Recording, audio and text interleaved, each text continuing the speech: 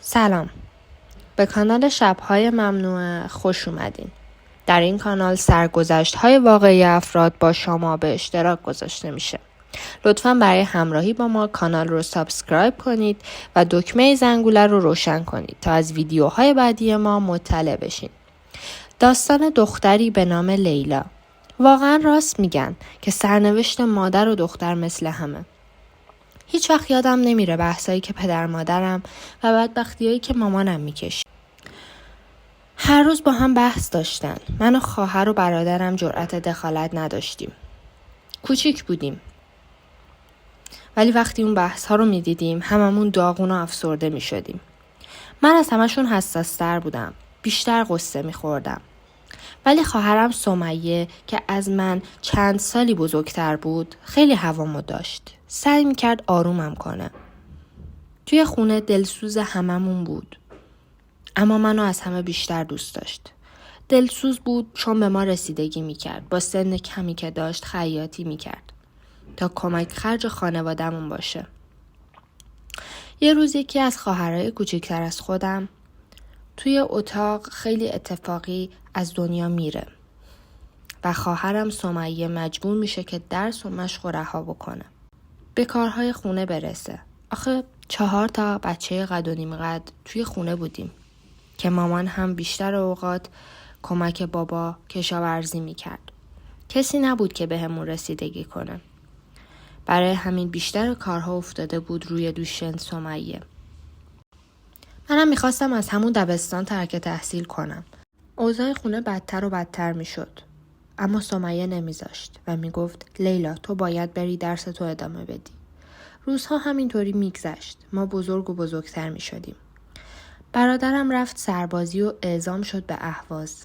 بعد هم اندیمشک. هر از گاهی از خودش برامون خبر میداد و میگفت که با یه جناب سرهنگی آشنا شده و باشون رفت آمد خانوادگی داره. خیلی مراقبشن. ما هم خیالمون از بابتش راحت بود. مدتی بود که یه خواستگار برای سمیه اومده بود. یه پسر لاغرندام و قیافه متوسط که اصلا به سمیه نمیخورد. سمیه هم راضی به ازدواج باهاش نمیشد. ولی پدرم سر بحث رو باهاش گرفته بود که باید ازدواج کنی، سنت داره بالا میره. هیچ وقت یادم نمیره روزی که عقد کنون سمیه بود. با گریه سر سفره عقد نشست. وقتی بهش میگفتم چرا گریه میکنی، میگفت نمیخوام از پیشتون برم. و خب میدونستم که پسره رو دوستش نداره. به اجبار بابا داره پا توی اون زندگی میذاره. وقتی سمیه ازدواج کرد رفت سر زندگیش، ناراحت و تنها بودم. خیلی بهش عادت داشتم. حتی شبا کنارش میخوابیدم. روزها با ناراحتی و گریه و میگذروندم تا اینکه برادرم یه روز از سربازیش اومد و گفت که عاشق برادرزاده جناب سرهنگ شده و اونا هم با ازدواجشون موافقت کردن.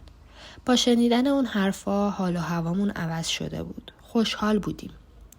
مامانینا رفتن شهرشون خواستگاری و همونجا توی محضر هم به عقد هم در اومدن. ما هم توی مدت که مامانینا نبودن سمیه ازمون مراقبت میکرد. چند روزی که سمیه اومده بود پیشمون خیلی ناراحت بود. شبا گریه میکرد.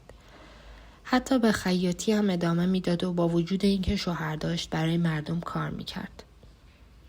گذشت تا اینکه وقتی بابا اینا اومدن دیگه برنگشت سر زندگیش و جدا شد. بابا هم که خیلی از جدایی بدش میومد اذیتش میکرد. همه تقصیرها رو مینداخت گردن سمیه که مقصر تویی. شوهرت خوب بود. تو این همه اذیتش کردی. آخرش هم مجبورش کرد با کسی که 4 بچه داشت ازدواج کنه. سمیه که یه دختر جوان و زیبا بود 1000 آرزو داشت. بابا خیلی راحت پا روی تمام آرزوهاش گذاشت. اونو بدبخت کرد. پا به پای سمیه قصه میخوردم. خیلی ناراحت بودم براش. دلم میسوخت. نمیدونستم که چه سرنوشتی در انتظار خودمه. از روزی که برادرم عقد کرد به وقتایی که میومد روستا جناب سرهنگ و خانوادش هم میومدن. زنداداشم و جناب سرهنگینا خیلی خوب بودن، مهربون بودن.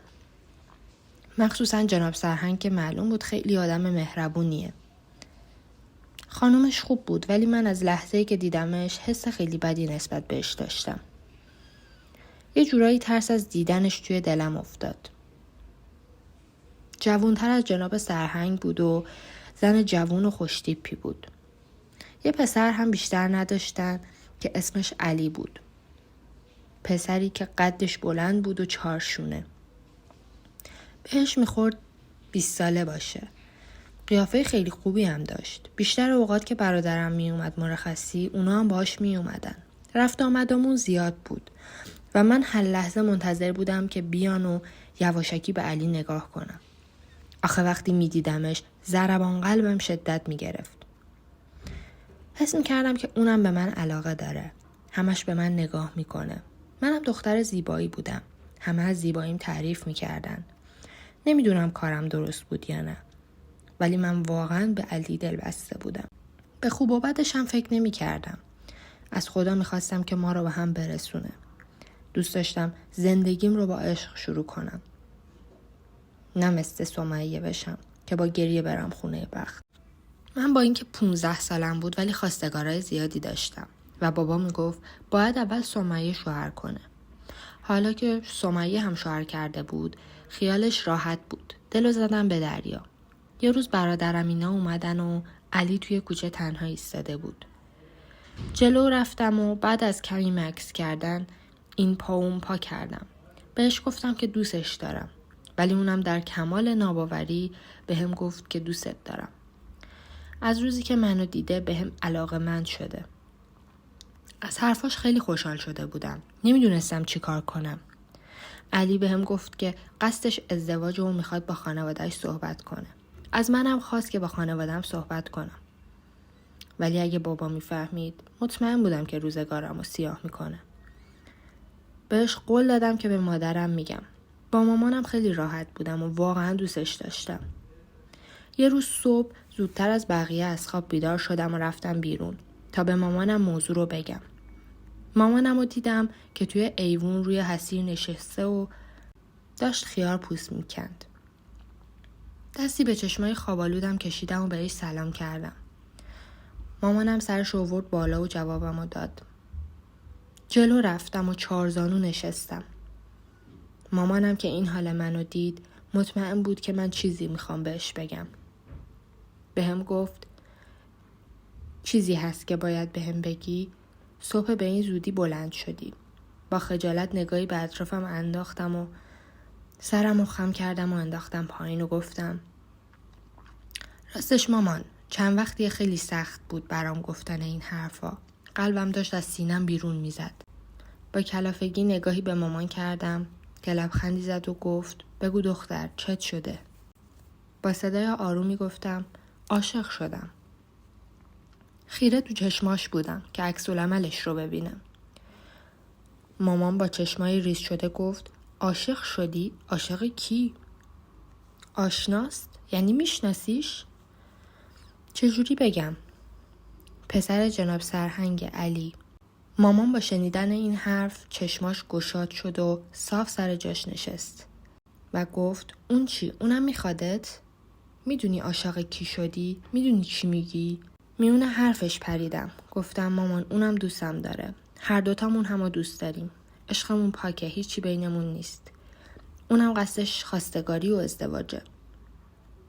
مامان لبخند زد و گفت لیلا آرزوم خوشبختیته. خودت میدونی چند سال عذاب میکشم. قصه سمیه رو میخورم. اما آرزوم اینه که تو خوشبخت بشی. وقتی این حرفا رو زد نفس راحتی کشیدم. خیلی خوشحال بودم. همه کارا رو با انرژی انجام میدادم. توی ذهنم کلی رویا بافی میکردم. شب که هممون دور هم بودیم پدر علی شروع کرد به حرف زدن. کمی از خودش و محل کارش و ازدواج با همسرش گفت که سنتی بود. آخر هم منو برای علی از پدرم خواستگاری کرد. میترسیدم که پدرم عکس‌العمل بدی نشون بده. پیش خودم گفتم ای کاش توی جمعشون نیومده بودم.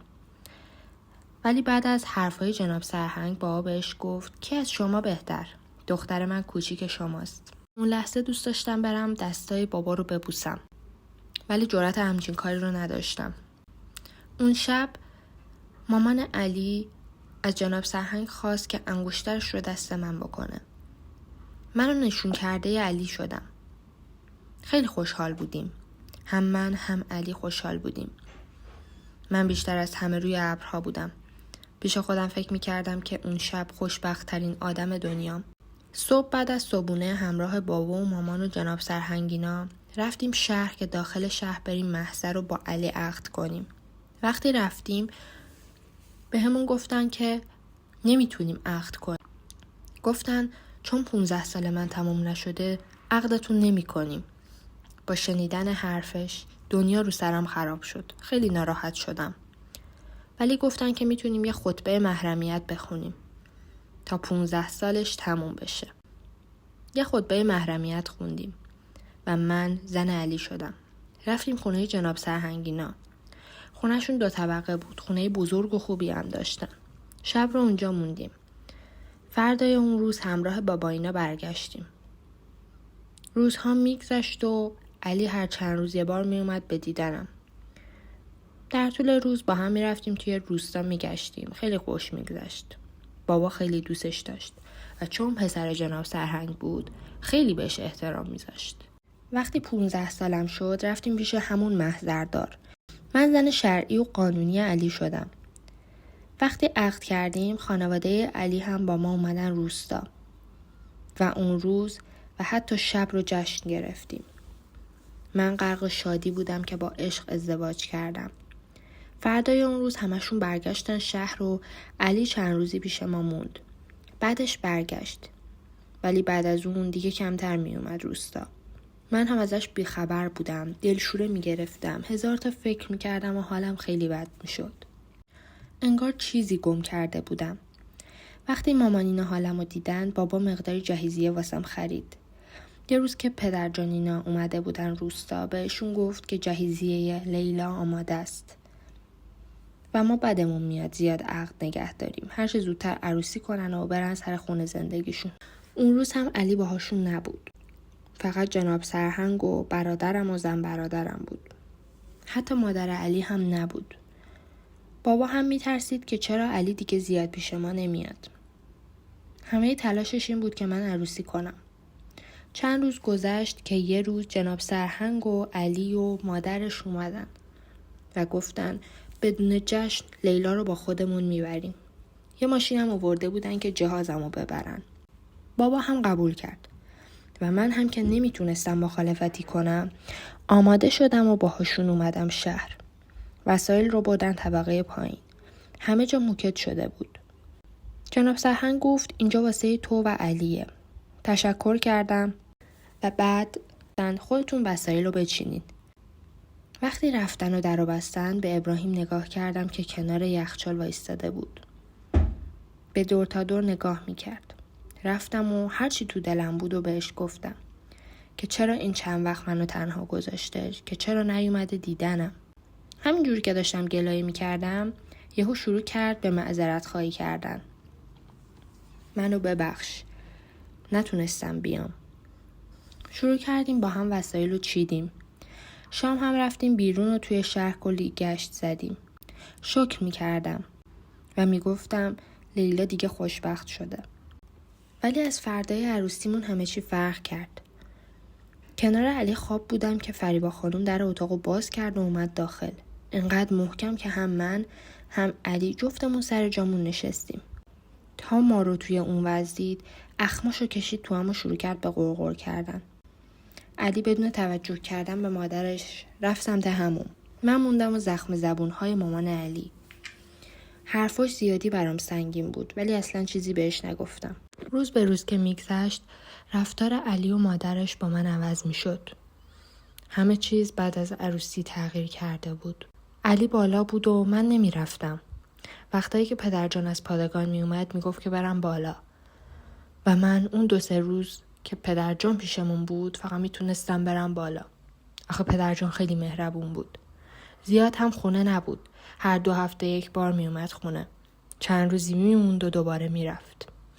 از صبح تا شب فقط خونه رو تمیز میکردم. هیچ سرگرمی نداشتم. روزام تکراری و کسل کننده شده بود. گاه خانواده‌ام می اومدن به هم سر می زدن و می رفتن. علی خیلی کم پیشم می اومد. حتی بعضی شبها می رفت بالا و طبقه بالا می خوابید.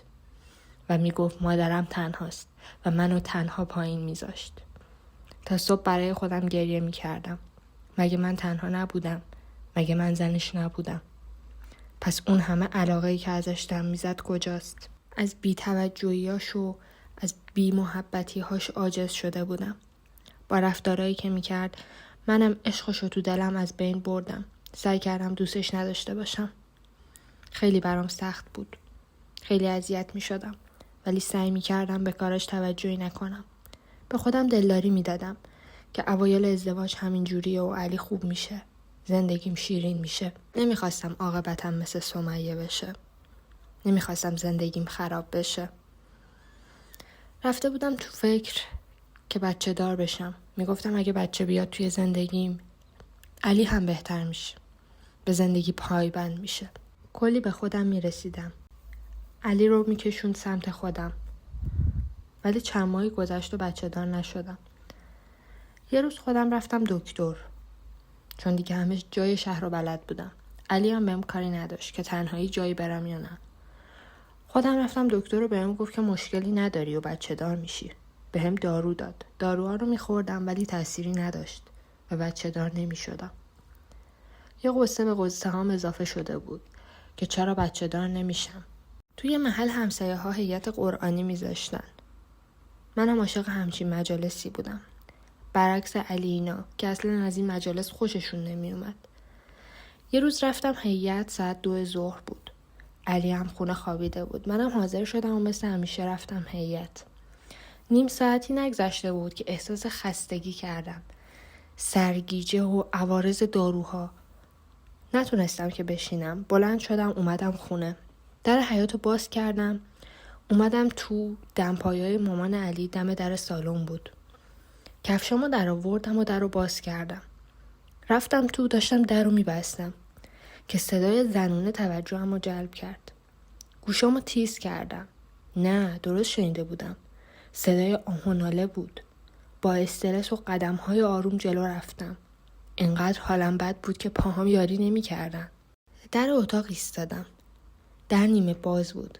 با صحنه‌ای که روبرو دیدم چشام گشاد شدن. ضربان قلبم به شدت تون میزد. همه وجودم میلرزید. باورم نمیشد. اون مامان علی و علی هن. توی اون وضعیت متوجه حضور من نشدن. اشک توی چشمام جمع شد. دستمو جلوی دهنم گرفتم. صدای گریم بلند نشه. میخواستم از در برم بیرون. دوست داشتم برم از اون خونه. از آدماش فرار کنم. و نبینم که با چه آدمایی زندگی میکردم. نزدیک در بودم که از پشت سر کشیده شدم روی زمین و افتادم. به بالا نگاه کردم که دیدم علی وایستاده. یه دستش به کمرش بود. از عصبانیت قفسه سینه‌اش بالا و پایین میشد. چشماش قرمز شده بودن. از ترس زبونم بند اومده بود. نمیتونستم سرش داد بکشم. دستش رو جلوی گلوم گذاشته بود و فشار میداد. از لابلای دندوناش با عصبانیت گفت حواست باشه که چی بهت میگم. اگر بفهمم کسی چیزی از ماجرای امروز فهمیده یا حرفی از این خونه بیرون ببری مطمئن باش که زنده نمیمونی. همینجا هرچی دیدی و فراموش میکنی. فهمیدی چی گفتم؟ جمله آخرش رو با صدای خیلی بلند گفت. با ترس سرمو تکون دادم و علی هم از جلوم بلند شد. همون وقت چشمم به مادرش افتاده بود. بدون توجه به من از خونه رفت بیرون. قلبم به درد اومده بود. باورم نمیشد همچین زنی باشه. بدبخت‌تر از من پدرجون بود که با این داشت زندگی میکرد. داشتم دیوونه میشدم. اوضاع بدی داشتم. نه تنها اون روز بلکه همه روزام سیاه شده بود. از اون روز به بعد زندگی برام تیره و تار شد. از علی بدم میومد. فقط گریه میکردم. نمیتونستم به کسی بگم. اصلا برام قابل باور نبود. دوست داشتم همه چیزی خواب باشه. حتی خوابش هم عذاب آور بود. یه روز نشسته بودم. علی در رو باز کرد و اومد رفت سمت کمد لباسا. بدون توجه به من ساکی رو برداشت و چند دست لباس گذاشت توی اون و بدون حرف رفت بیرون. رفتنش ماه‌ها طول کشید. 8 ماه بود که از خونه رفته بود و من نمیدونستم کجاست. حتی بهم خبر نداد که کجا میره. مامانش هم بهم چیزی نمیگفت. اصلا با هم حرف نمیزدیم. و از روزی که علی رفته بود کاری به کارم نداشت و من تنها طبقه پایین زندگی میکردم. خیلی روزای سختی بود. از وقتی زن علی شده بودم همیشه تنها بودم. چند باری به سرم زده بود که برم، ولی کجا؟ میدونستم که اگه بخوام جدا بشم جایی توی خونه پدرم ندارم. حتی اوضاعم بدتر از اینی که بود میشد. پدرجان وقتایی که میومد خونه دلداری میداد. از هیچ چیزی خبر نداشت. فکر میکرد که با هم بحثمون شده. میگفت نمیخوام زندگی پسرم از هم بپاشه. منم به خاطر اون تحمل میکردم. چیزی نمیگفتم. یه روز خیلی خسته شده بودم. دلو زدم به دریا و زنگ زدم به برادرم. میخواستم ازش کمک بخوام. نمیتونستم دست روی دست بذارم. دیگه تحمل نداشتم. برادرم عروسی کرده بود و رفته بود توی یکی از روستاهای شمال زندگی میکرد.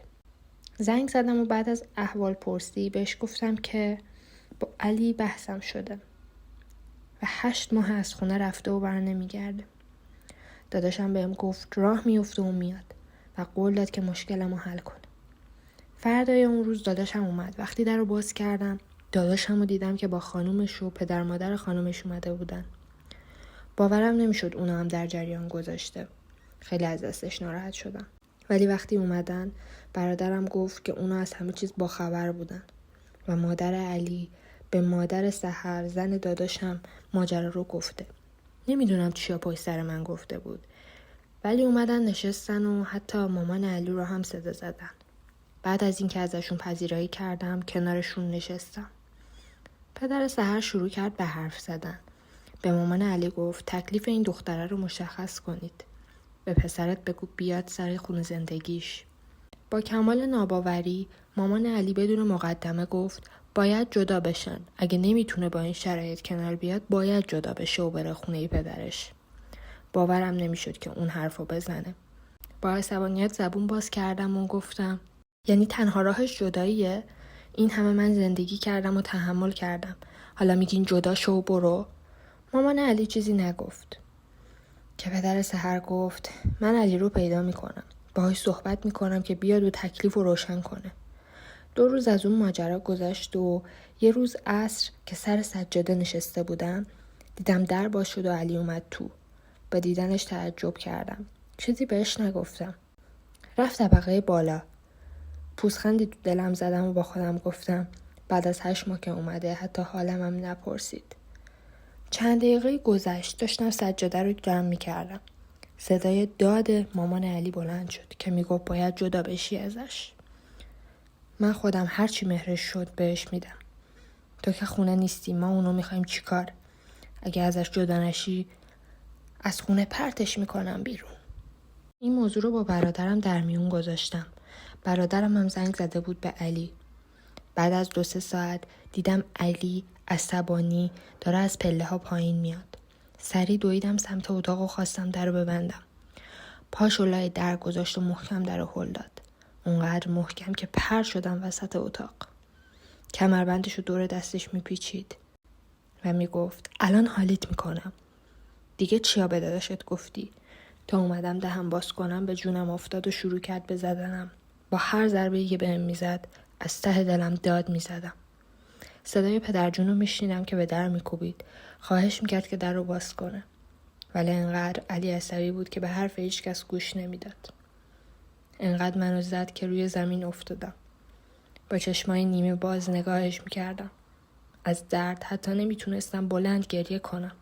همه جونم درد میکرد و میسوخت. وقتی که چشمامو باز کردم پدرجون کنارم نشسته بود. لبخندی بهم زد و گفت لیلا دخترم بهتری؟ لبخند کمرنگی زدم که گفت چرا این کارو کردی؟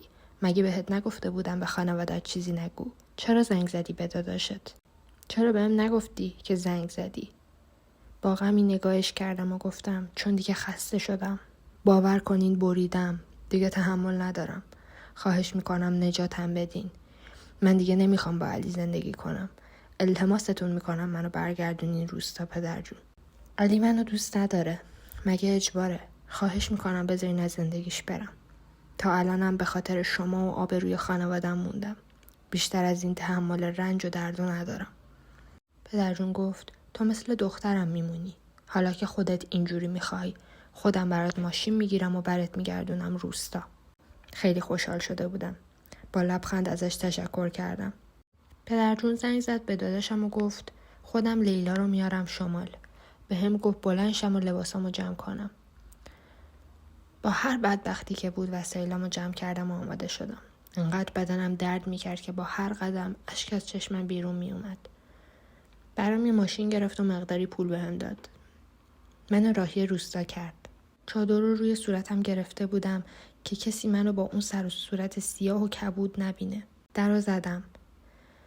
وقتی مادرم منو با اون سر و صورت سیاه و کبود شده دید یهو ترسید و تو جاش خشکش زد. رفتم تو و بغلش کردم. با هم رفتیم توی خونه. بابا هم که منو دید تعجب کرد. خوشحال بودم که منو توی اون وضعیت دیده بودن. چون اینجوری باعث میشد کمک کنن که من از علی جدا بشم.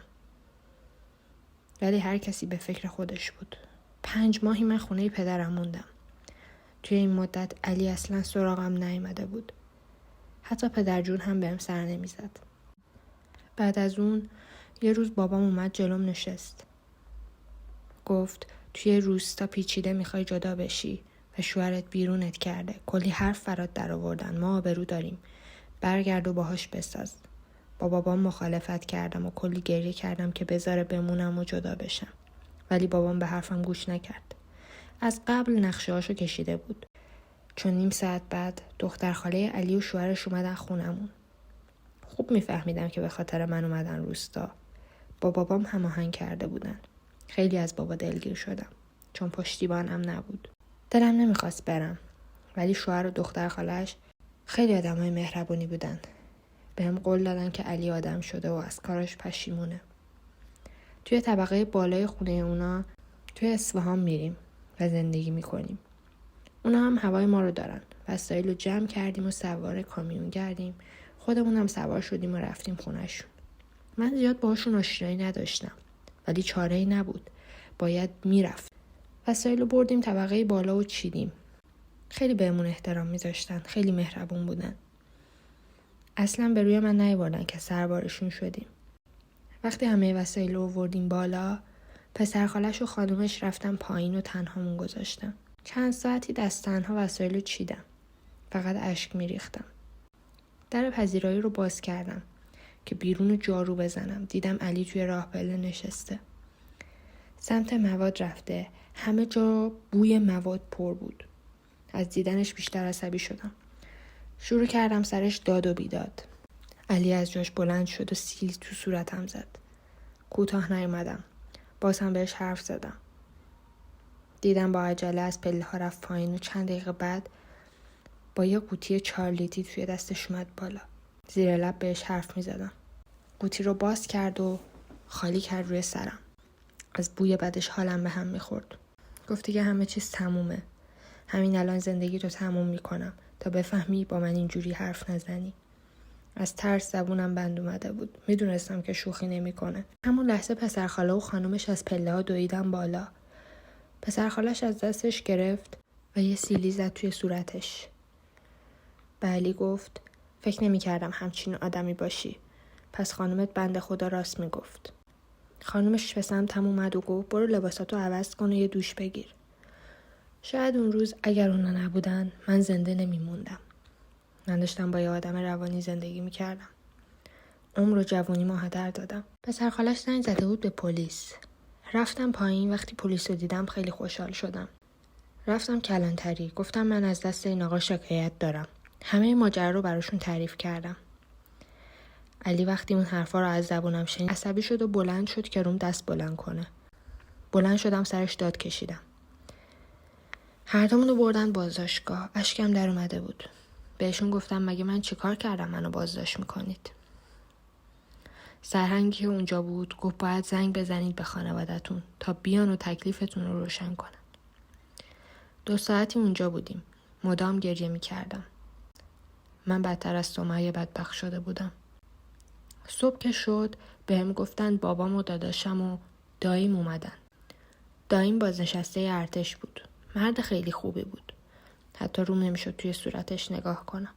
وقتی علی رو آوردن داییم رفت سمتش و یه سیلی محکم زد تو صورتش. بهش گفت نمیدونستیم که اینجور آدمی هستی. ما به خاطر احترام به پدرت هیچی بهت نگفتیم. دیگه نمیذاریم اذیتش کنی. خوشحال شدم از اینکه داییم اومده بود. اینجوری میتونستم از دست علی راحت بشم. منو با خودشون برگردوندن روستا. احساس سبکی میکردم. ولی اخمای بابا نمیذاشت که خوشحال باشم. داییم همه کارهای جداییم رو انجام داد. من از علی جدا شدم. حالا دیگه من یه دختر نبودم. یه زنی بودم که از شوهرش جدا شده. توی روستا به چشم دیگه نگاهم میکردن. اصلا این خوب نبود. حتی نمیتونستم پامو از خونه بیرون بذارم. افسرده و افسرده تر شده بودم. تا اینکه یک روز به واسطه یکی از دوستام که یکی از فامیلاشون آموزشگاه آرایشگری داشت بهم پیشنهاد داد که برم اونجا مشغول به کار بشم. دوره‌های آرایشگری رو بگذرونم تا شاید اینجور بتونم هم حرفه‌ای رو یاد گرفته باشم هم یه درآمدی داشته باشم. به پدر مادرم گفتم. کلی باشون صحبت کردم. اونا هم به ناچار قبول کردن. من شروع کردم این دوره‌ها رو گذروندن. یه روز توی آرایشگاه بودم. گوشی موبایلم زنگ خورد. تازگی‌ها با درآمدی که از آرایشگری داشتم یه گوشی موبایل ساده برای خودم خریده بودم. دیدم شماره خونه است. وقتی جواب دادم بابا بود. بهم گفت امروز ظهر بیا خونه و تا عصر یا شب نمون چون باهات کار مهم دارم. وقتی که رفتم خونه دیدم که مهمون داریم. یه خانم و آقایی بودن. من اینا رو از قبل ندیده بودم. بابا بهم گفت لیلا جان این خانم و آقا هم محلی هامونن. واسه خواستگار آوردن. مطمئن بودم تو محل ما نبودن. نگاهم به مردی که بابا میگفت خواستگار افتاد. از دیدنش قلبم درد گرفت. از قیافش معلوم بود که مواد مصرف میکنه. یه مرد لاغر و قد بلند و سیاه. دوست داشتم بلند شم و سر بابام داد بکشم و از خونه برای همیشه برم. سرم رو پایین انداختم و چیزی نگفتم. حتی مامان هم چیزی نمیگفت. وقتی خواستگارا رفتن بابا برگشت توی خونه بهم گفت خب نظرت چیه؟ نگاهی به بابا انداختم و گفتم منو مسخره کردین؟ این معلومه که مواد مصرف میکنه. همین حرف من کافی بود تا بابا عصبی بشه و دست روم بلند کنه. اون روز کلی با هم بحث کردیم. با تمام بدبختی قبول کردم که زن اون مرد بشم. میدونستم که قراره بدبخت‌تر از قبل بشم. زندگیم با اون به جایی نمیرسه. ازدواج کردم. بدون اینکه دیگه لحظه‌ای توی خونه بابام بمونم وسایل رو جمع کردم و بعد از عقد رفتم خونه ابراهیمینا. چون خودش خونه نداشت. من باید با مادرش یه جا زندگی میکردم. میدونستم چجوری قراره ادامه بدم. اصلا از زن و زندگی چیزی جز مواد کشیدن نمیفهمید. یه بار هم قبلا ازدواج کرده بود و زنش ازش جدا شده بود. خانواده‌اش هم اخلاق درستی نداشتن. من بیشتر اوقات سعی میکردم تو آرایشگاه بمونم تا خونه نیام. چون زندگی کردن باهاشون خیلی سخت بود. 2 ماهی باهاشون زندگی کردم و به ابراهیم گفتم یه خونه اجاره کن تا از این خونه بریم. وقتایی که خونه بودم اصلا راحت نبودم. چون ابراهیم خیلی اذیتشون میکرد. از طرفی هم باید خرج زندگیمونو میدادن. برای همین از خدا خواسته واسمون خونه اجاره کردن. فکر میکردم که اگه از اون خونه برم اوضاعم بهتر میشه. حداقل میتونم وقتایی که خونم آسایش و راحتی داشته باشم. ولی اینطور نبود. وقتی که خونمون رو جدا کردیم ابراهیم سر کار نمیرفت. مدام با من بحث میکرد. میگفت تقصیر تو بوده که اومدیم اینجا. حالا خرجمون رو چیکار کنیم؟ با هر حرفی که میزد دلم بیشتر میسوخت. آخه پدرم توی این چی دیده بود که فکر میکرد من باهاش خوشبخت میشم؟ منی که یک بار شکست خورده بودم و دیگه توانایی شکست دوباره رو نداشتم. من خودم خرج خونه رو از آرایشگری در می آوردم. اجاره خونه میدادم. حتی پول مواد ابراهیم رو هم خودم میدادم. تموم اینها رو تحمل میکردم. چون میدونستم هیچ جایی توی خونه پدرم ندارم. پدری که نذاشت من بمونم توی خونش. هر چی سختی کشیدم به خاطر اون بود. یه روز با خواهرم صحبت میکردم. اونم خوشبخت نبود. بهش گفتم بیا پنهونی جدا بشیم، چون اون خیلی ترسو بود. از بابام میترسید. اما سمیه میگفت این راه درستی نیست. پیش خودم میگفتم که هر طور که شده سمیه رو راضی میکنم که بریم و 2 نفری زندگی خوب بسازیم. خواب بودم. گوشیم زنگ خورد. خواهرم زنگ میزد. گوشی رو که برداشتم گفت الو لیلا کجایی؟ هر جا که هستی خودتو زودتر برسون بیمارستان. با استرس از خونه بیرون اومدم. وقتی که وارد بیمارستان شدم دیدم همه دارن گریه میکنن. پاهام سست شده بود. داداشم به سمتم اومد. با گریه محکم بغلم کرد. شدت گریهش بیشتر شد و با صدایی که از گریه زیاد میلرزید گفت لیلا بدبخت شدیم. لیلا، سمیه رفت. با شنیدن این حرف چشمام گشاد شدن. شوک زده شده بودم. معلوم هست چی داری میگی؟ سمیه صبح زود اومده بود خونمون سراغ بابا. بهش گفت که نمیتونه زندگی کنه و میخواد جدا شه. بابا که این حرفو شنید زد توی گوشش. از دستش عصبانی شد. بهش گفته با لباس سفید رفتی، با لباس سفیدم برمیگردی. سمیه تا این حرفو شنید دیگه حرفی نزد. مامان رو بغل کرد و بهش گفت حلالم کن. منم بغل کرد و گفت به لیلا بگو کاری که میخواستی و با هم بکنیم رو تنهایی انجامش بده. حق با تو بوده ولی من نمیتونم همراهت باشم. تا اینکه زنگ زدن و گفتن که آوردیمش بیمارستان. تا رسیدیم تموم کرده بود. قلب من تیر میکشید. اشک صورتمو خیس کرده بود. سرم گیج میرفت. باورم نمیشد.